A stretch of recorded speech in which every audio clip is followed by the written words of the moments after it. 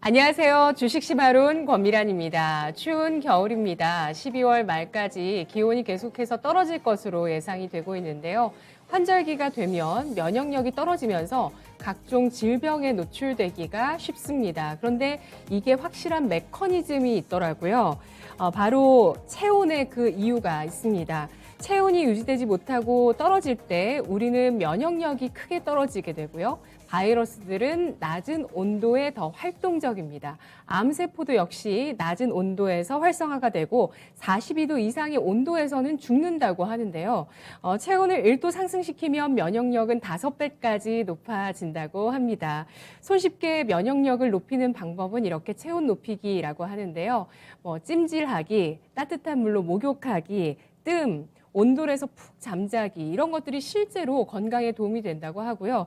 또 혈액순환이 잘 개선되면서 소화기가 원활해지고 또 면역을 담당하는 NK세포와 T세포가 활성화되는 것이 바로 이런 환경이라고 합니다. 특히 빛을 쬐면 건강해지는데요. 햇빛 쬐기는 인류 역사상 가장 오래된 치료법이라는 이야기가 있을 정도로 정말 우리 몸에 좋다고 합니다. 통증이나 우울증, 면역질환, 암까지도 빛으로 치료할 수 있다고 합니다. 여러분 체온 낮추시지 마시고 체온 잃지 마시고 체온 계속해서 쭉 높여주는 그런 활동 지금 필요할 것 같습니다. 자, 오늘 장도 또 이렇게 목요일장 진행이 되고 있는데 여전히 지수 자체는 답답하고요. 또 종목은 굉장히 또 활발하게 오늘은 또 IT를 중심으로 움직이는 모습이 나오고 있는데요. 오늘 시장 흐름 이해해 보겠습니다. 주제 보시죠. 오늘의 첫 번째 주제 2021년 리뷰 지수 수급과 12월 투자 전략입니다. 오늘 교보증권 윤여민 팀장 만나보겠습니다. 어서 오십시오. 네, 안녕하십니까. 네, 체온 잘 유지하고 계세요? 네, 좀 따뜻하게 잘 유지하고 있습니다. 예, 건강하시죠? 네, 열심히 운동하고 있습니다. 네, 맞아요. 운동도 진짜 체온 높이는데 네. 좋은 것 같습니다. 먼저 본격적인 주제에 들어가기 전에 지난주에 했던 내용 중에서 네. 코스맥스를 한번 짚고 넘어가 볼까 합니다. 네. 지난주 저희가 사실 그동안 좀 많이 부진했던 이런 네. 섹터를 좀 다뤘었어요. 그 가운데서 화장품주, 코스맥스 다시 보니까 진짜 실적 너무 괜찮은데 네. 주가가 참 안 좋았었거든요. 근데 지난 한 주 사이에 또 주가가 하락했어요. 일단은 좀 저는 이제 과매도라고 생각을 하는 것 중에 하나가 일단은 예. 이제 아무리 실적이 좋아도 시장의 중심에서 관심을 갖지 못하고 그다음에 매도세가 좀 너무 거세게 나오고 있지 않습니까? 이러다 보니까 좀 말씀하셨던 실적에 대한 부분이 오히려 지금 어느 정도 반영을 못하고 있는 부분이 있는데 일단 저는 사실은 이제 뭐 중국에서의 어떤 그런 문제뿐만 아니라 지금 미국에서의 좀 실적 우려에 대한 부분들 여러 가지 좀 우려들이 좀 겹치면서 지금 이렇게 좀 급락이 나오지 않나 좀 생각을 하고 있는데 앞서 말씀하셨던 것처럼 실적에 대한 퍼포먼스는 상당히 좋거든요. 그리고 이제 미국에서 좀 실적에 대한 우려도 분명히 있다라고 좀 얘기가 나오고 있습니다만 제가 볼 때는 지금 미국 같은 경우는 어떻게 보면 이제 위드 코로나로 좀 가고 있는 국면에서 봤을 때 경기 회복에 대한 부분이 제가 볼 때는 우리나라보다는 좀 더 리스크가 좀 덜하지 않을까 좀 생각을 하고 있고 특히 이제 메이저 고객사들에 대한 이제 OEM 물량이 제가 볼 때는 어느 정도 좀 바닥을 찍고 올라가는 부분이 있지 않을까 좀 생각을 하면서 오히려 이러한 우려는 제가 볼 때는 오히려 저점에서 어떤 매수 구간을 좀 기회를 주는 게 아닌가라는 좀 생각이 들고 있다 말씀드릴 수 있을 것 같습니다.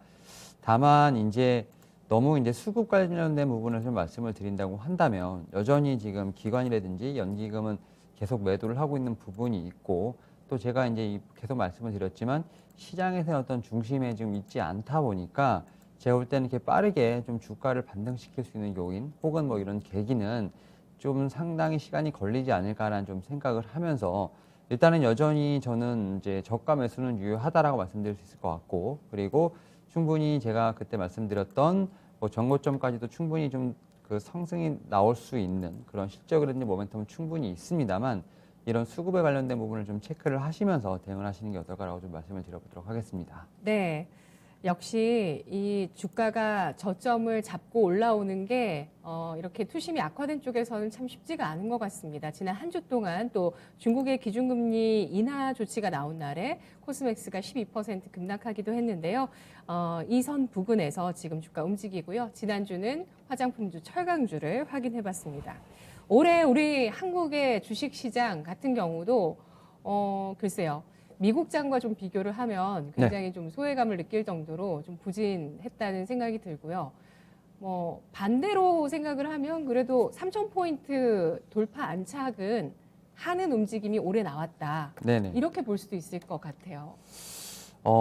사실은 올해 제가 볼 때는 말씀하셨던 것처럼 좀 의미 있는 저는 이제 지수상으로는 한 해가 되지 않았나 생각은 해요. 지금 예. 말씀하셨던 것처럼 확실히 코스피를 기준으로 봤을 때 이제 레벨업은 된 것 같습니다. 네. 그리고 예전 같은 경우는 이제 우리가 말하는 좀 박스피라는 얘기를 하면서 우리는 언제쯤 이제 이런 박스피를 좀 탈피를 할까라는 생각이 있었지만 제가 볼 때 2,000선에서 지금 어떻게 보면 3,000선의 어떤 레벨업은 충분히 됐다라고 말씀드릴 수 있을 것 같은데 다만 이제 그만큼 기대 심리가 좀 올라가다 보니까 3,000선에 대한 어떤 그 심리적인 저항은 충분히 있습니다. 하지만 지금 최근에 보게 된다고 하면 지금 3,000선을 지금 두고 계속 심리적인 공방이 이루어지고 있다라고 볼 수 있을 것 같은데 일단 우리가 지금 6월 달에 3,300선을 한번 벗지 않습니까? 거기에 비하면 지금 한 10% 정도가 좀 조정을 받은 상황이라고 볼 수 있을 것 같고 네. 이런 측면에서 봤을 때는 좀 우리나라 시장이 좀 뒤로 갈수록 힘을 많이 못 쓰는 게 아닌가라는 좀 생각이 들고 있는데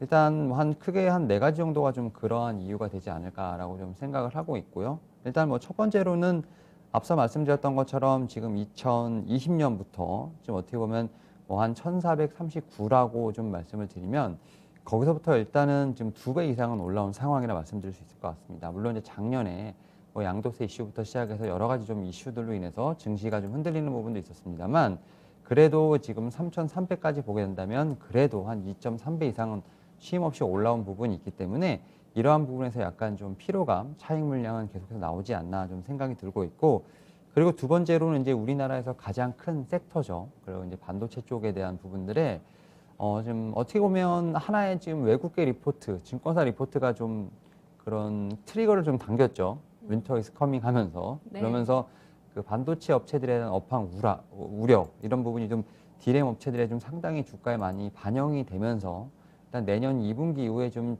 전망에 대한 부분이 계속 엇갈리고 있죠. 일단 뭐 우려는 어느 정도 반영이 됐고 내년 2분기부터 다시 한번 그 디램 업체들이 살아날 것인가에 대한 어떤 그런 긍정론과 부정론이 지금 계속 엇갈리면서 여전히 지금 반도체 섹터 같은 경우는 뭐 수급은 좀 들어오고 있습니다만 예전까지 좀 돌아오는 데는 좀 시간이 걸리지 않을까 좀 생각을 하고 있고 또 세 번째로는 지금 중국 경기에 대한 좀 하방 리스크가 있지 않을까라는 생각을 하고 있습니다. 특히 이제 중국 같은 경우는 올해 조금 이슈가 좀 많았던 것 같아요. 그리고 사실 그런 이슈들을 가운데 좀 저는 정치적 이슈가 좀 상당히 컸다라고 좀 생각을 하고 있는데 어떤 시진핑의 좀 3년인과 관련된 부분들 여기에 또 이제 올림픽 개최라는 부분이 있다 보니까 사실은 이제 뭐 탈탄소 관련된 부분들 여기에 또 부동산 관련된 이슈까지 계속 좀 겹치면서 일단 좀 그 대응을 좀 확실히 하고 있습니다만 이러한 부분들이 좀 우리나라에 좀 이제 근접한 우리나라에 좀 상당히 영향을 좀 미치면서 상당히 우리나라 지수에도 좀 악영향을 미치지 않았나 생각을 하고 있고 또 마지막으로 지금 에너지 관련된 특히 원자재 관련된 쪽에서의 계속 지금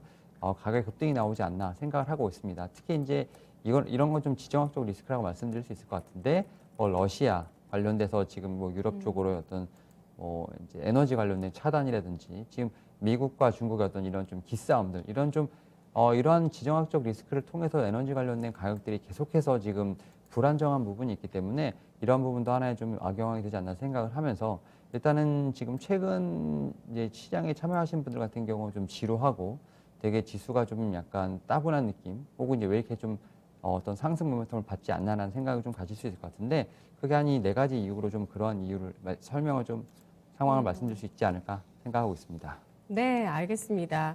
4가지 모두 뭐 만만치 않은 그런 이유들이 될 것 같고요. 중국 같은 경우는 또 세계은행에서 어제 또 여러 전망들을 내놓았었는데요. 중국의 경제 성장 전망치를 하향 조정했습니다. 중국의 부동산 침체 그리고 오미크론 여파로 인해서 뭐 하향 조정했는데 폭은 뭐 기존 대비해서 0.3%포인트 내년 전망치를 낮춰서 5.1% 예상을 했고요. 또 우리나라 같은 경우도 뭐 부동산 쪽에 버블 이야기가 있죠. 어쨌든 뭐 네. 사상 최장 기간 부동산 가격이 상승을 했다고 하니까요. 이러한 부분들도 좀 경제 리스크가 되고 있다. 이런 내용들을 좀 집중하게 되면은 사실 앞으로 경제와 경기에 대해서 우려를 생각하지 않을 수가 없을 것 같은데요. 네. 지수까지 얘기는 다 네, 마치셨죠? 맞습니다. 네, 네. 네, 그러면 지수를 그동안 견인해왔던 주체가 바로 개인 쪽의 수급입니다. 그런데 최근에 개인 쪽의 수급이 약화되고 있잖아요. 대출을 직접적으로 뭐 규제하고 네. 대출을 막고 있는 정부의 의지도 상당히 강하고요. 연관이 있을까요?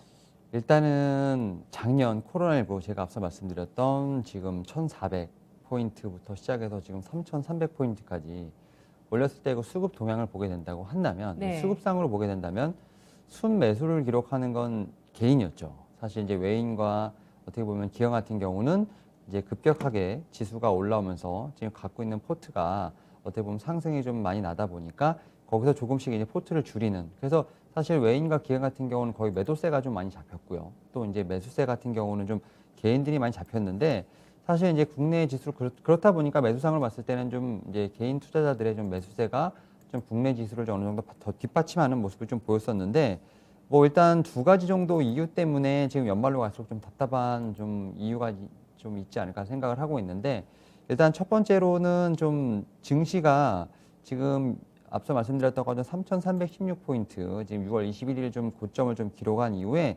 계속해서 좀 흘러내리고 있는 상황이라 말씀드릴 수 있을 것 같고 이러한 부분에서 사실 이제 뭐 대체 투자를 하는 이제 비트코인이라든지 이런 좀 어떻게 보면 좀 급등락이 심한 어떤 이런 쪽으로의 어떤 손바뀜이 좀 있는 것도 좀 하나의 원인이 되지 않을까 생각을 하고 있는데 사실 이제 6월까지 코스피에서 이제 거래대금을 차지하는 어떤 개인의 비중이 60%가 좀 넘었었습니다. 근데 최근에 지금 3개월 지금 봤을 때는 60% 이하로 좀 하락을 했고 특히 이제 12월 같은 경우는 50% 이하로 좀 하락을 하면서 확실히 지금 이제 개인들의 수급이 많이 줄었음을 좀 알 수 있고요. 이러한 부분들은 사실 이제 코로나19 지금 발생 초기보다 좀 더 떨어지는 수준까지 좀 떨어졌다 말씀드릴 수 있을 것 같습니다. 이렇게 좀 개인들의 지금 국내 증시 좀 이탈 현상이 나오고 있는 부분을 통해서 좀 코스피의 일평균 거래대금도 좀 매달 떨어지고 있는 부분이 있는데 일단 코스피 일평균 거래대금 같은 경우는 지금 한 10조 원 정도를 좀 기록을 하면서 연저치를 좀 기록을 했다 말씀드릴 수 있을 것 같은데 지난 1월에 지금 26조 정도 지금 거래대금이 있었으니까 거의 지금 10조면은 거의 2분의 1도 더 빠진 상황이라 말씀드릴 수 있을 것 같고 이러한 부분을 통해서 제가 볼 때는 좀 개인들의 수급이 많이 좀 약해지고 있다 볼 수 있을 것 같아요. 특히 이제 지난달부터 이제 순매도로 많이 전환을 했는데 사실 이러한 부분은 제가 볼 때는 뭐 이제 지수의 재미도 없는 부분도 있겠습니다만 여기에 숨겨진 또 이슈가 하나 있죠. 바로 이제 대주주 양도세 부분이 아닐까 좀 생각을 하면서 사실 뭐 지금 지수가 많이 오르는 것도 아닌데 대주주 양도세가 무슨 말이냐 말씀드릴 수 있겠습니다만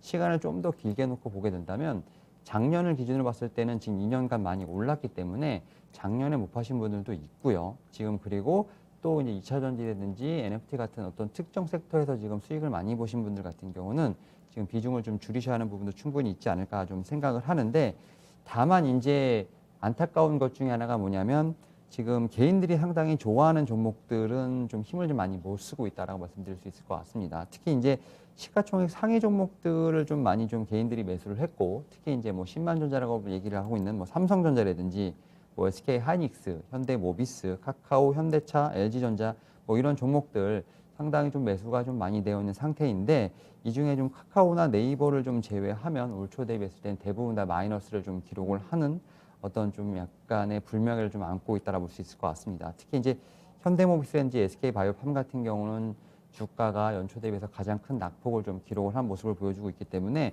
어떻게 보면 개인의 좀 투심이 많이 꺾인 상황이 아닌가라고 좀 말씀을 드려보도록 하겠습니다.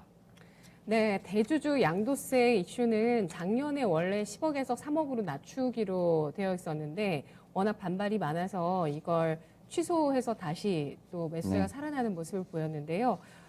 올해 같은 경우는 10억 유지된 상태인 것 같더라고요. 네, 10억 네. 유지돼 있고 이제 28일까지 예. 어쨌든 주주목 폐쇄가 있기 때문에 제가 볼 때 28일 정도까지는 좀 이러한 흐름이 계속 좀 이어지지 않을까라는 좀 생각을 하고 있고 이제 28일 이후 29, 30 같은 경우는 이제 매수를 해도 지금 대주주 양도세 요건에 좀 해당되지 않는 부분이 있기 때문에 네. 일단은 29, 30일에 어떻게 보면 좀 수급이 좀 강하게 좀 들어올 수도 있는 상황이 아닐까라는 생각을 하면서 일단은 저는 개인 투자자분들이 물론 답답하고 지루한 시장이긴 합니다만 현금 여력이 없는 건 아니다. 다만 네. 지금 기관과 외인과 달리 개인 투자자분들에게 가장 취약한 건 세금 리스크. 이 세금을 좀 피해야 되는 리스크가 있기 때문에 이 부분이 어느 정도 해결이 된다고 하면 앞서 말씀드렸던 지금 3대 주체 중에 하나인 개인의 수급이 분명히 들어올 수도 있는 부분이 있기 때문에 오히려 대주양도세 여건에 좀 해당되지 않으시는 분들 같은 경우는 오히려 지금부터 28일까지는 좀 저가 매수의 기회도 되지 않을까 좀 생각을 하면서 조금은 좀 긍정적으로 보시는 것도 하나의 방법이 아닐까 말씀을 드려보도록 하겠습니다. 네, 개인의 수급 같은 경우는 최근에 약화되긴 했지만 그래도 매수의 여력은 남아있다고 판단을 해주셨고요. 그리고 주식이 워낙 이렇게 또 박스권으로 행보하다 보니까 오히려 변동성이 큰 코인 시장 쪽으로 자금이 또 많이 이동한 것도 사실이긴 한 것 같습니다. 이러한 부분들이 좀 해소될 수 있을지 일단 1차적으로는 그 세금 이슈, 양도세 이슈가 29일 기점으로 마무리될 것으로 보셨기 때문에 그 날을 기점으로 해서 배당락이 일이죠. 이날을 기점으로 해서 또 지수가 분기점을 맞이할지 수급이 주목되고 있습니다. 뿐만 아니라 뭐 공매도 쪽에 그 잔고가 좀 많이 는 것도 사실 뭐 지수도 누르고 또 개인의 투자 심리도 누르는 그런 요인이 아니었을까요? 예, 사실 이제 항상 뭐 우리가 이제 표현하는 이제 기울어진 운동장이라는 좀 뉴스를 많이 타이틀을 보셨을 것 같은데 사실 공매도가 지금 재개가 되면서 사실 이제 좀 이제 개인 투자자분들은 좀 상당히 이런 부분에서 좀 불리하지 않았나 좀 생각이 드는데 지금 15일 기준으로 봤을 때 이제 12월 15일 기준입니다. 지금 코스피 시장에서 공매도 지금 잔고 금액 같은 경우는 9조 좀 넘게 됐고요. 이런 이제 5월 3일 날 시작했을 때가 한 4조 미터였으니까 거의 2배 이상 좀 공매도가 늘어나지 않았나 좀 생각이 들고 있고 특히 이제 공매도 거래 좀 어떻게 보면 좀 실탄격이라고 할 수 있는 대차 거래 잔고 같은 경우도 공매도 이후에 좀 상당히 급증한 모습을 좀 보여주고 있는데 지난 17일 기준으로 봤을 때 대차 거래 잔고는 72조 정도 좀 나오고 있고 공매도 재개 이후에 15조 정도였으니 15조 가량 좀 늘었습니다. 그렇기 때문에 제가 볼 때는 지금 대차 거래 잔고도 좀 상당히 늘었고 공매도도 좀 많이 늘었기 때문에 이런 부분을 통해서 지금 주가가 좀 많이 눌리지 않나 생각을 하고 있고 또 이제 가장 좀 잔고 금액이 높은 좀 이제 종목 중에 하나가 사실 좀 가장 많이 안타까운데 좀 셀트리온이 아닌가 좀 생각이 들어요. 셀트리온 네. 같은 경우 거의 이제 1조 가까운 지금 공매도 잔고 금액을 좀 보여주고 있기 때문에 사실은 이제 연고점을 좀 터치를 하고 지금 주가가 좀 많이 바닥이 나 있는 상태라고 말씀드릴 수 있을 것 같고 이런 부분을 통해서 뭐 셀트리온이라든지 시젠 같은 이제 종목들 투자하신 소액 투자분들 같은 경우는 사실 뭐 기자회견까지 하면서 공매도에 대한 제한 이런 것도 좀 진행을 한다고 좀 하고 있는데 일단 공매도 관련된 부분이 사실은 뭐 순기능을 한다는 부분도 충분히 있습니다만 제가 볼 때는 이제 개인 투자자분들에게는 상당히 불리하게 작용할 수 있지 않나 생각을 하면서 지금 뭐 셀트론이라든지 뭐 시젠 같은 좀 제약바이오 쪽 좀 많이 좀 흔들리는 쪽에서 좀 공매도 잔고는 계속 늘어나고 있다고 볼 수 있을 거 보기 때문에 일단은 올해까지는 상당히 좀 힘겨운 시간을 좀 보내고 있지 않나 좀 생각이 듭니다. 네. 언제쯤 이런 게 해소될까요? 그리고 공매도 잔고가 없으면 지금 보여주셨던 종목들이 네네. 올라가려면 또 올라갈 재료들도 있는 종목들인데 그럼 올라갈 수 있는 건가요? 일단은 셀트리온이라든지 시젠 같은 종목들은 충분히 조금 이제 제약바이오 쪽에서도 이제 실적이 나오는 종목들이라고 볼 수 있을 것 같은데 예. 사실 뉴스의 어떤 플로우에 따라서 약간 급등락이 좀 심한데 사실은 공매도가 좀 있다 보니까 더욱더 그 이제 하락을 할 때 더 많이 하락을 하는 어떤 그런 모습을 좀 보여주고 있다라고 볼 수 있을 것 같고 다만 좀 이러한 모멘텀을 좀 이제 어떻게 보면 상쇄하기 위해서라면 특히 뭐 셀트리온 같은 경우는 제가 볼 때는 이제 치료제 관련된 부분뿐만 아니라 좀 매출에 대한 부분이 좀 확실하게 시장에 좀 투자자들의 우려를 좀 불식시킬 만한 어떤 그러한 좀 재료가 나와야 되지 않을까 좀 생각을 하고 있고 시젠 같은 경우는 사실 이제 코로나19로 좀 너무나 많이 묶여 있는 부분이 있기 때문에 지금 현금성 자산이 상당히 많은 걸로 알고 있습니다. 뭐 네. M&A를 통해서 좀 더 어떤 사업의 다각화를 통한 어떤 그런 모멘텀이 생긴다고 하면 분명히 좀 반등할 수 있는 여지가 있지 않을까 좀 생각을 하면서 지금 공매도 관련된 어떤 종목들은 만약에 매수를 안 하신 분들 같은 경우 좀 체크를 해보시면서 좀 피해야 되지 않을까 좀 말씀을 드려보도록 하겠습니다. 네, 알겠습니다. 시즌 셀트리온 뭐 배당도 주고 그런 발표들은 뭐 그동안 계속되어 왔는데 주가가 참 부진합니다.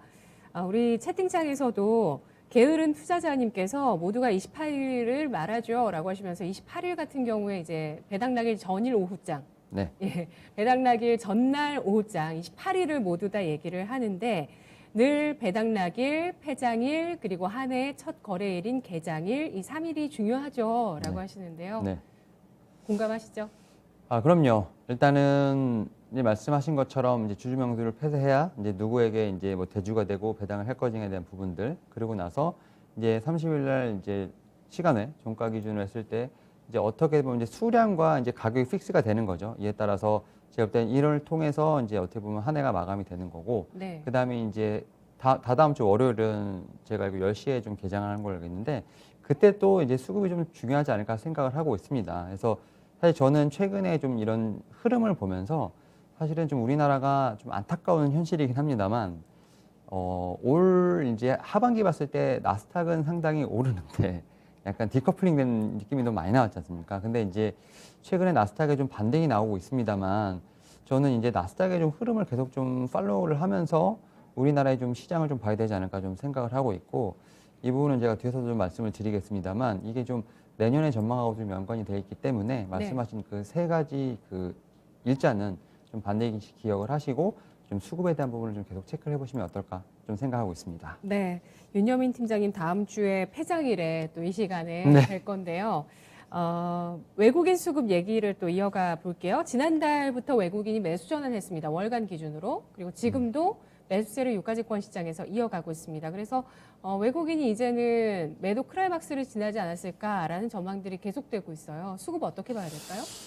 일단은 저기 외국인의 수급은 그냥 믿지 않는 걸로 하시면 될 것 안 같고. 믿으세요? 네, 그냥 제가 볼 때는 좀 많이 오르긴 올랐죠. 왜냐하면 그 외국인의 거래 비중이 지금 작년에 24%, 그다음에 지금 지난달 11월에 24%, 12월에는 26% 정도 상승을 했습니다. 거래 대금이 좀 상승했던 부분이 있고, 근데 거래 대금이 절대적으로 늘어나는 건 아니고, 사실은 이제 개인 투자분들의 어떤 거래 대금이 좀 둔화되면서 전체적으로 좀 거래 대금이 둔화한 상태에서 약간 좀 돋보이는 정도. 그러니까 제가 볼 때는 외국인의 컴백이 확실히 왔다라고 좀 말씀을 드리기엔 좀 힘들지 않나 좀 생각이 들고 있고, 왜 그러한 이유는 뭐냐면 일단은 환율이 제가 볼 때는 외국인의 어떤 수급에 그렇게 우호적인 환경은 좀 아닌 것 같아요. 그리고 지금 연초부터 시작해서 제가 말씀드렸던 것처럼 작년부터 계속 매도를 했기 때문에 매도 금액 대비했을 때 지금 들어오는 매수 금액은 사실 너무 미미하다라는 측면에서 봤을 때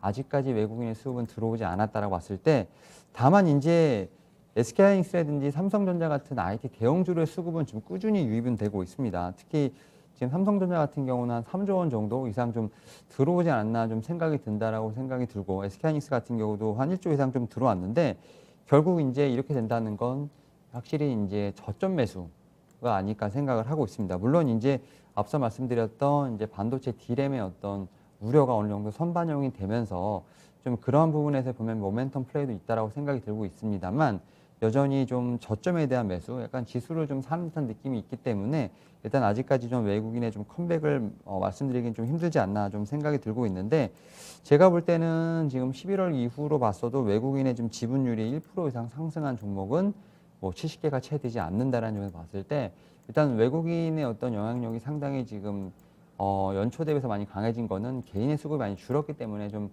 반사 이익을 본다라고 생각이 들고 있고, 다만 이제 외인의 좀 수급이 많이 돌아오게 된다고 한다면 일단은 조금은 지수의 숨통이 트이진 않을까 생각을 하고 있습니다만, 여전히 제가 볼 때는 아직까지도 지금 수급에 관련된 부분에서는 좀 개인 투자자분들의 몫이 좀 아직은 크지 않나 생각하고 있습니다. 네, 그렇군요.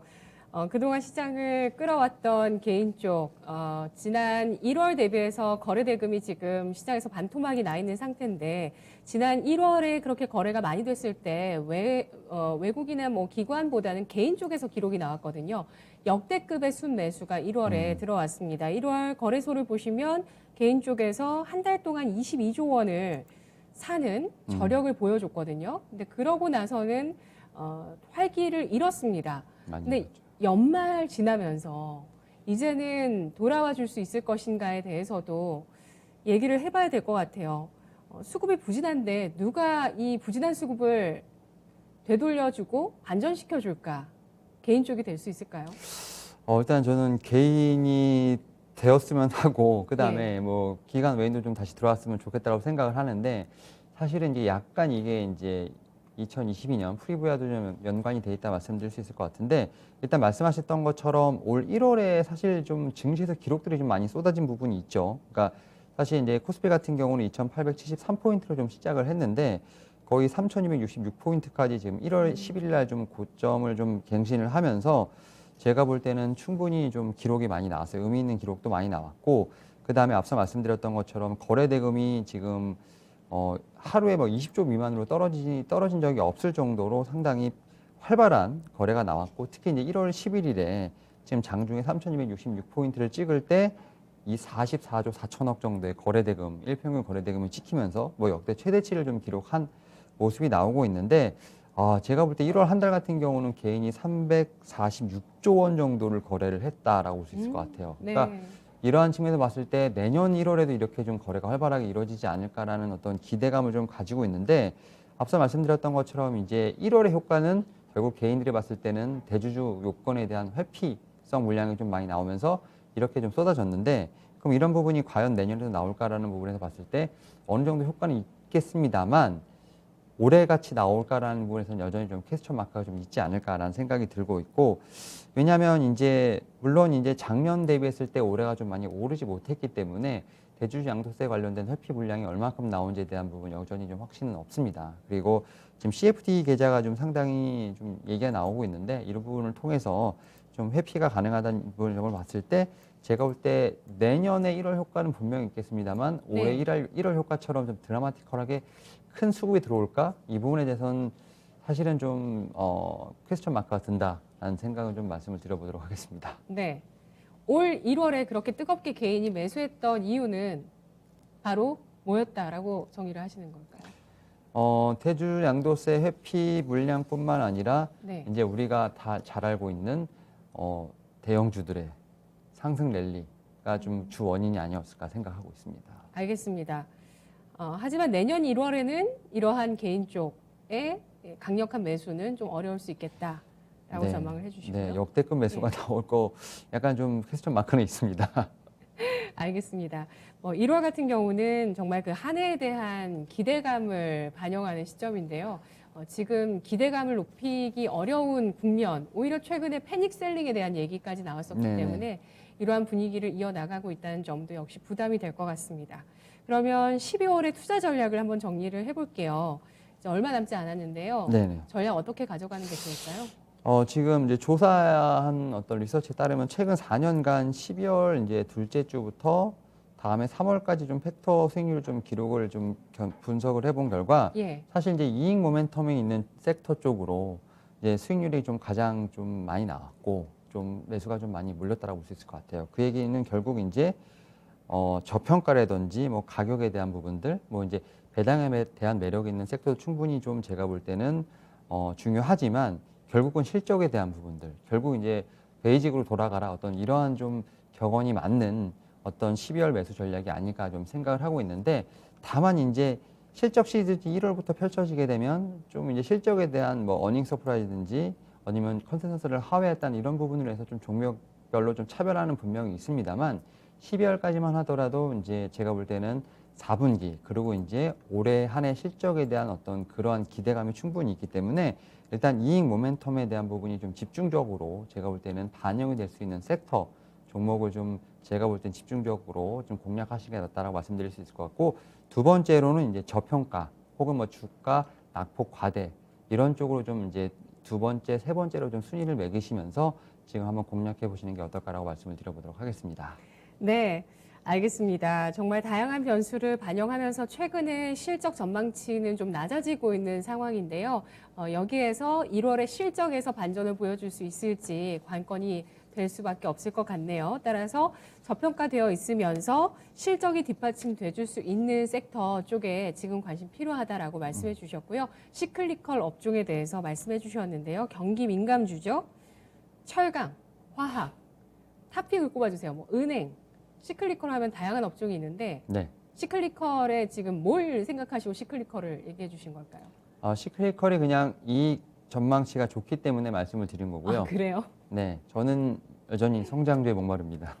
네, 그렇군요. 알겠습니다. 네, 4분기의 실적 전망, 시클리컬 또 한번 챙겨보고요. 현재 주가 위치도 챙겨봐야 될 것 같습니다. 첫 번째 주제였고요. 이어서 두 번째 주제입니다.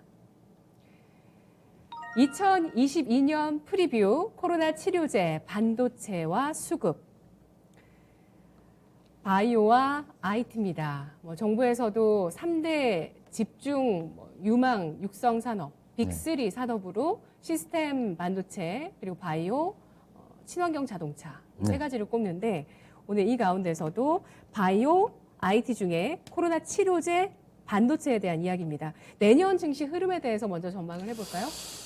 사실 지금 이제 연준의 역할이 제가 볼 때는 상당히 이제 코로나19 이전에는 되게 절대적이었던 부분은 있었던 것 같아요. 그러니까 뭐냐면 시장이 좀 어지러우면 딱 연준이 나타나서 좀 금리 낮추고 그 다음에 채권 매입해서 유동성 공급하고 그러면 이제 실질적으로 실질 금리 같은 경우는 좀 마이너스권을 유지를 하면서 충분히 어떻게 보면 시장을 좀 안정화하는 기능을 좀 했던 부분이 있었는데 사실 이제 코로나19가 지금 발생한 이후 지금 3년째 접어들고 있는데 사실 좀 연준에서 봤을 때는 환경이 그 전에 지금 겪었던 환경과 너무 많이 달라진 게 아닌가 생각을 하는 게 일단 중앙은행들이 좀 돈을 너무 많이 풀어서 유동성 공급이 생긴 부분이 있고요. 특히 이제 이러다 보니까 뭐 주택 시장이라든지 암호화폐 쪽에 좀 버블이 생기는 부분들 또 물가가 좀 많이 오르다 보니까 사실 이러한 부분에서 지금 중앙은행과 연준이 좀 상당히 좀 정책적으로 좀 어떻게 보면 고민에 빠지지 않았나 생각을 하는데 여기에 또 최근에 이제 코로나19 좀 재확산에 좀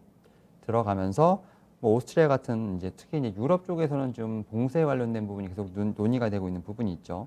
그런데 다만 이제 봉쇄가 재확산된다고 하지만 또 ECB에서는 뭐 최근에 좀 버블을 좀 생각을 하면서 유동성에 대한 제한을 계속 하려고 하는 부분도 있고, 그러니까 사실 이제 어떻게 보면 정책적으로 지금 연준, 그 다음에 중앙은행, 그리고 각 국마다 지금 약간 디커플링이 나면서 다 시장에서 좀 이런 부분이 상당히 혼동이 오지 않나 좀 생각이 들고 있고, 그럼에도 불구하고 연준은 좀 빠르게 지금 채권 매입을 내년 한 상반기까지 좀 마감을 하고 그다음에 금리 상승에 대한 부분을 서두를 것으로 보이고 있는데 이런 부분을 통해서 제가 볼 때는 조금은 시장이 이런 부분을 좀 소화하는 데 좀 시간이 걸리지 않을까라는 생각을 하고 있습니다. 여기다 또 앞서 말씀드렸던 것처럼 또 어떤 반도체 어떤 공급 병목 현상에 대한 부분도 있고 또 지정학적 리스크로 뭐 미중 무역권 전쟁이라든지 특히 러시아, 우크라이나 침공 같은 이런 여러 가지 좀 지정학적 리스크도 있는 부분이 있기 때문에 올해 좀 그러니까 내년 초는 좀 만만치 않을까라는 생각을 하고 있고 또 이제 앞서 말씀드렸던 것처럼 연준 같은 경우는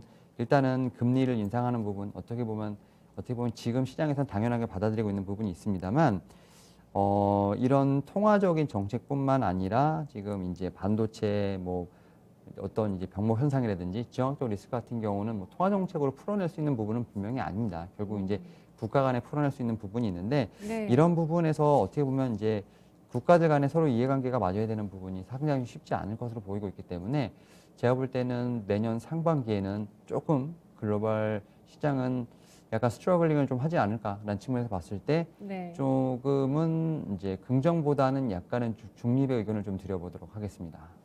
알겠습니다. 정말 달러가 이제 고점을 형성하고 약세로 전환을 한다면 위험자산 선호 심리가 깨어난다고 볼 수가 있는데요. 하지만 달러화의 상승을 견인할 수 있는 여러 요인들이 시장에 존재해 있다라는 점이 시장의 부담이다라고도 설명이 될 것 같아요. 맞습니다. 예. 뭐 통화 정책으로나 아니면 정부의 재정 정책으로 해결할 수 있는 부분이 좀 한계가 있다는 부분들 뭐 여러 가지가 있네요. 지정학적 리스크뿐만 아니라 이런 뭐 양극화라든지 이러한 이슈들도 마찬가지일 것 같습니다. 그렇다면 내년 주식시장을 바라볼 때 또 가장 중요하게 꼽는 변수, 뭐 우리 한 하반기부터 좀 얘기했던 것 같아요. 게임 체인저가 코로나 치료제가 될 것이다 라는 얘기가 올해 굉장히 많았잖아요. 그리고 간밤에 화이자의 코로나19 경구용 치료제가 긴급 사용 승인을 FDA로부터 받았습니다. 내년 주식시장을 풀어주는 열쇠가 될 수 있을까요? 사실 제가 볼 때는 조금은 좀 시간이 걸리지 않을까. 그러니까 사실 백신 얘기 나왔을 때도 승인 나왔습니다만 우리나라 그다음에 우리 집 앞으로 오는 데까지 시간이 걸렸죠. 그러니까 코로나 치료제도 마찬가지지 않을까. 지금 치료제 가격이 지금 제가 알기로 $700까지 좀 간다고 합니다. 네. 아직까지 뭐 경구용 치료제는 제가 지금 좀 리서치를 못했습니다만 그리고 공급량 같은 경우도 올해 연말까지 18만 세트, 그다음에 내년에 5천만 세트 정도이기 때문에 제가 볼 때 선진국이 가장 먼저 도입이 된다고 한다면 일단 우리나라까지 오는데 좀 시간이 걸리지 않을까. 좀 기약은 아직까지는 좀 힘들지 않을까라는 생각을 하면서 또 여기서 백신 주권론에서 치료제 주권론도 나오지 않을까 좀 생각을 하고 있는데 다만 결국 이렇게 되다 보면 기업들 입장에서는 각자 도생을 해야 되는 부분이 있는데 좀 이제 시장에서 봤을 때는 좀 새로운 국면이 열리지 않을까라는 생각을 하고 있는데 일단은 이런 것 같습니다. 사실 이제 좀 구간을 좀 나눠보게 된다고 한다면 2020년, 그러니까 작년 3월부터 9월까지는 이제 코로나19가 발생을 하면서 각국 이제 각국 중앙은행들이 돈을 풀기 시작을 하면서 사실은 좀 유동성이 좀 상당히 많이 풀렸죠. 이러다 보니까 성장주의 어떤 강세가 이루어졌고 특히 네. 이제 코로나 관련된 종목들이 좀 상당히 시세가 나왔지 않습니까? 그리고 이제 작년 10월부터 올 3월까지는 이제 백신에 대한 얘기가 좀 나오면서 이제는 좀 코로나19를 좀 넘어설 수 있겠다라는 좀 얘기가 나오면서 사실 이제 좀 가치주의 좀 어떤 상승이 좀 나왔던 구간이 아닐까 좀 생각을 하는데 그리고 이제 지금 구간이 이제 견디고 있는 구간이 이제 3구간 정도라고 볼 수 있을 것 같은데 이제 백신이 좀 나오긴 합니다만 국가 간의 좀 차별화가 좀 진행되고 있고 또 이제 어떻게 보면 공급 병목 현상이 좀 나오면서 생각보다 이 매크로 환경이 좀 빨리 변화할 수 없다라는 걸 좀 인식을 하는 단계가 아닌가 좀 싶고 네. 이러다 보니까 뭐 2차 전지라든지 분명히 이제 NFT 관련된 어떤 이런 테마 쪽 이런 쪽은 이제 섹터는 움직이긴 했습니다만 그 나머지 쪽은 거의 지금 시세가 나오지 않는 좀 그런 불균형이 좀 일어났다 볼 수 있을 것 같고 지금 이제 지금 내년 지금 중반까지 좀 봐야 될 부분이 뭐냐면 예. 결국 이제 우리는 코로나19 완전 종식은 어려울 것이다. 이제는 정말 위드 코로나 생각을 하고 지금 이 코로나19를 어떻게 이겨야 되는 부분인가 좀 그런 고민을 해야 되지 않을까 좀 생각을 하면서 결국은 이제 캐파를 증설하는 부분들 그리고 좀 재고 축적이 얼마나 돼 있냐 이런 좀 봤을 때 이러한 좀 기업들과 섹터들을 좀 봐야 되지 않을까 좀 생각을 하면서 일단은 투자의 시기가 좀 많이 달라지고 있고 또 이제 사회적 현상이 많이 달라지고 있는 부분이 있기 때문에 이런 좀 측면을 좀 고려를 해서 제가 볼 때는 내년에는 좀 올해와 작년과 달리 또 다른 좀 국면이 펼쳐지지 않을까 생각을 하고 있습니다. 네. 그 시기별로 지금 표에 나왔었던 그 정답들을 잘 잡으신 분들이라면 정말 엄청난 수익을 거두셨을 거예요. 그리고 지금 코로나 치료제가 나오게 되면서 시장은 위드 코로나 국면으로 갈 것으로 보셨고 코로나를 극복할 수 있는 기업 쪽의 상승 시세가 내년 중반까지 이어질 것으로 예상을 해 주셨는데요. 반도체 섹터 얘기를 이어가 봐야 될 것 같습니다. 네. 그러니까 반도체가 사실은 이제 공급 부족 현상에서 가장 큰 이제 어떤 핵심이었다고 생각을 하는데 예. 그중에 자동차 반도체가 좀 가장 큰 문제였죠. 그러니까 사실은 자동차 반도체 때문에 차량용 반도체 때문에 메이저 차량 업체들이 사실 이제 생산도 중단했던 부분도 있었고 물론 코로나19 때문에 중단된 것도 있었습니다만 특히 애플 같은 경우는 반도체가 없어서 아이폰 13 생산량을 10% 이상 좀 축소한 부분도 있었습니다만 이러한 부분이 내년에는 완화된다고 하고 내후년에는 거의 이제 소멸되지 않을까 하는 얘기도 있습니다만 제가 볼 때는 아직까지는 지속되지 않을까.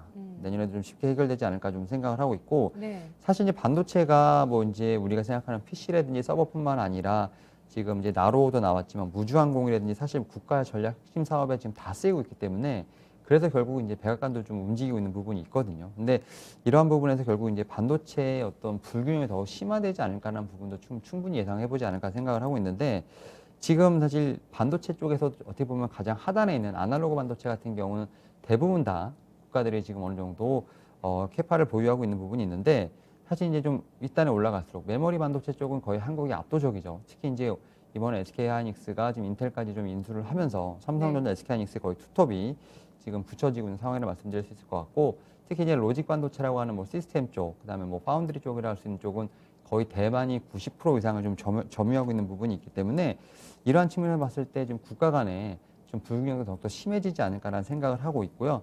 또 특히 최근에 이제 전기차 시장이 지금 상당히 많이 커지고 있는데 전기차 시장이 지금 전장화된다는 점, 그러니까 어떻게 보면 사양이 고사양화될수록 반도체에도 들어가는 양도 좀 많아지겠죠. 이런 부분을 통해서 반도체에 상당히 좀 중요한 부분들이 계속 부각이 되면서 네. 제가 볼 때는 지금 반도체 관련된 섹터 우려에 대한 부분도 많이 좀 있습니다만 그만큼 좀 이제 서플라이 체인뿐만 아니라 좀 수요 쪽에서 상당히 늘어나고 있는 부분이 있기 때문에 반도체 섹터를 내년 한 해는 좀 반드시 좀 주목해봐야 되지 않을까 생각하고 있습니다. 네, 이런 상황들이 반도체 주에는 호재라고 보시는 입장이신 거죠? 그렇죠. 이제 반도체 쪽에서 분명히 후재가 되지 않을까 좀 생각을 하고 있고, 예. 사실 뭐 2차 전지처럼 이제 반도체도 사실은 캐파 증설을 거의 다 한 상황이라고 볼 수 있을 것 같고, 지금 이제 공급에 대한 부분뿐만 아니라 수요에 대한 부분도 지금 거의 정상화로 좀 돌아오고 있는 부분이 있기 때문에 저는 이제 반도체 관련된 쪽은 뭐 지금 말씀드린 것처럼 어떻게 보면 좀 많이 조정이 나오고 있을 때 만약에 보유하고 하지 않으신 분들 같은 경우는 충분히 매수의 구간을 좀 주지 않을까 생각을 하고 있습니다. 네, 반도체 섹터 내년에 세 가지 포인트는 반도체 분야별로 국가별의 그 편중이 심각하다는 점, 그리고 전장화, 자동차 쪽에 움직임이 나오면서 그에 따른 경쟁이 굉장히 치열해지고 자율주행이 강화되면서 이것은 또 테슬라가 주도를 하고 있고 미국의 IT 기업들도 원하고 있는 그 자율주행 쪽에 대한 모멘텀도 계속된다라고 설명을 해주셨는데요. 이제 내년 증시에 대해서 마지막 질문이 남아 있습니다. 수급에 영향을 줄 만한 이슈로 선거와 IPO를 꼽아주셨어요. 일단은 제가 이제 앞에서 좀 잠깐 언급을 드렸는데 나스닥에 대한 어떤 흐름을 좀 보면서 지금 이 두 가지 이슈를 좀 봐야 되지 않을까 좀 생각이 드는데 일단 좀 안타깝게도 올 하반기에 나스닥이 올라갈 때 지금 우리나라 지수는 따라가지 못했습니다. 근데 나스닥이 제가 볼 때는 지금 16만 포인트를 지금 정점으로 찍고 지금 최근에 좀 조정이 나온 부분이 있고요. 지금 15,500포인트까지 좀 제가 볼 때 조정을 좀 받았는데 사실 거의 2년 사이에 좀 많이 급격히 올랐기 때문에 저는 한 14,000포인트까지도 충분히 조정이 나올 수 있지 않을까 생각을 하고 있기 때문에 분명히 나스닥의 하락은 우리나라에게도 분명히 조금은 영향을 줄 수 있지 않을까 생각을 하고 있습니다. 그런 부분에서 좀 1월 지금 랠리가 나온다 하더라도 어느 정도 지수의 영향은 충분히 있다라고 생각이 드는데 그런 부분을 좀 상쇄할 수 있는 요인이 한 두 가지 정도가 있는데 그게 바로 이제 선거랑 IPO가 아닐까 생각을 하고 있는데 일단 우리나라는 내년에 좀 크게 선거가 두 개가 있습니다. 특히 이제 3월 9일 날 대통령 선거가 있죠. 그리고 6월 달에 지방자치단체장 선거도 예정이 되어 있는데 네. 일단 뭐 정책적으로 봤을 때는 지금 지방자치단체장 선거가 좀 더 키를 쥐고 있을 것 같습니다. 왜냐하면 대통령 선거 같은 경우는 지금 뭐 의석수가 거의 지금 여당이 많이 차지하고 있는 부분이 있기 때문에 뭐 정책 방향이 크게 좀 바뀔 구조는 좀 아닌 것 같아요. 다만 앞서 말씀드린 것처럼 이제 6월 지방선거가 오히려 좀 정책에 대한 방향을 키를 갖고 있지 않나 생각을 하고 있는데 다만 이제 제가 말씀드리고 싶은 거는 이제 3월 이제 선거를 치르는 전후로 해서 또 6월 정도까지는 시장에 대한 부분에서 분명히 긍정적인 효과는 환경은 좀 만들어지지 않을까 생각을 하면서 분명 1, 2월에 한 번 정도 나스닥의 급락의 뭐 조정에 따른 제가 볼 때는 충격은 좀 있지 않을까 생각을 하는데 선거 전에는 그렇게 제가 볼 때는 주가를 많이 좀 내리지는 않을 것으로 보이고 있고 또 두 번째로 이제 말씀을 드려야 될 게 지금 IPO가 좀 있는데 사실 IPO가 정상적인 이제 수급에서는 좀 좋진 않게는 작용합니다. 특히 이제 1월 달에 LG 에너지 솔루션을 좀 시작으로 해서 뭐 네. 교보생명이라든지 마켓컬리, SSG닷컴 같은 대어로 불리는 네. 지금 회사들이 상장을 하는데 1월에 몰려 있어요. 근데 네, 대여가. 그러니까 이런 이제 이 회사들의 어떤 이제 상장 때 좀 시장의 자금들이 좀 빨려 들어가기 때문에 예. 1월 같은 경우는 사실은 여러 가지 좀 수급적인 측면에서 좀 이슈들이 많을 것 같아요. 네. 그래서 앞서 말씀드린 것처럼 1월에 분명히 효과도 있을 것 같은데 지금 대어도 상장을 하고 있고 나스닥도 좀 조정이 어느 정도 예상이 되고 있기 때문에 1월은 좀 긍정과 부정이 많이 섞여 있는 다만 이제 3월부터 지금 선거가 있기 때문에 2월, 3월에는 그래도 어느 정도 좀 완만하게 시장을 돌릴 수 있지 않을까 생각을 하면서 일단은 1월, 2월은 살짝 좀 조심을 해야 되는 구간, 그 다음에 3월부터 한 6월 정도까지는 그래도 시장에 좀 상방을 좀 보지 않을까 생각을 하면서 내년 좀 상반기를 좀 말씀을 드려보도록 하겠습니다. 네, 알겠습니다. 내년 IPO 규모가 예상되고 있는 게 30조 원 규모라고 합니다. 그리고 LG 에너지 솔루션 같은 경우는 이 몸값이 최대 70조 원으로 또 예상이 되고 있는데 등장하자마자 시총 3위로 등극할 것으로 예상되고 있고요. 뿐만 아니라 1월에 대어들이 몰려 있다는 부분에서 수급적인 움직임이 시장의 방향을 좌우할 것으로 예상을 해주셨네요. 오늘 분석 여기까지 듣도록 하겠습니다. 고맙습니다. 네, 감사합니다. 네, 뭐 여전히 그동안 주식 심화론에서 많이 변수들을 쭉 말씀드렸지만 이렇게 종합해서 보니까 또 여전히 그렇습니다. 여러 가지 변수가 복잡하게 얽혀 있다는 느낌을 지울 수가 없고요. 이런 부분들이 다 작용하는 그 복잡계 속에서 과연 주식시장이 내년 1분기에 어떤 흐름을 보일지 의견들이 분분합니다. 지금 일단 양대 시장은 시가보다 좀 밀려 내려가 있는 모습을 보여주고 있고요. 탄력이 둔화되고 있는 그 구간 속에서 이제 오늘 오후장 마무리 지으셔야 될 시간이 돌아왔습니다. 지금까지 투자 판단에 도움 드릴 수 있는 내용들 전해드렸고요. 다만 주가의 상승과 하락을 보장하지 않는다는 점 유의하시면서 투자해 나가시기 바라겠습니다. 시청해주신 여러분 고맙습니다.